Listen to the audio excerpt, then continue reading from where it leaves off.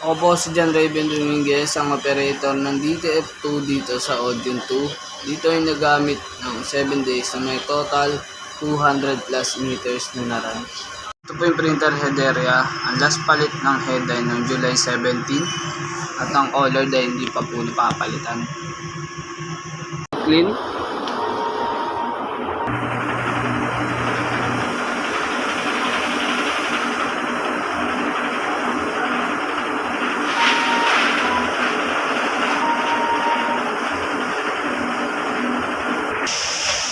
Ito po yung capping, may 60% condition. Check.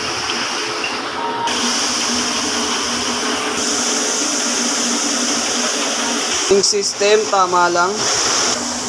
Waste tank ay nilinis kahapon. Ito po yung ABR. Dito naman po ang stock sa Tanyos. Yung mabulsa man po, nag-consume ako ng 5 bottles ng white, 7 sa powder,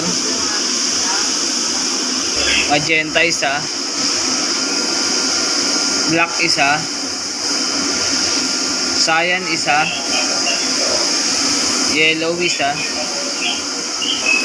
media 2,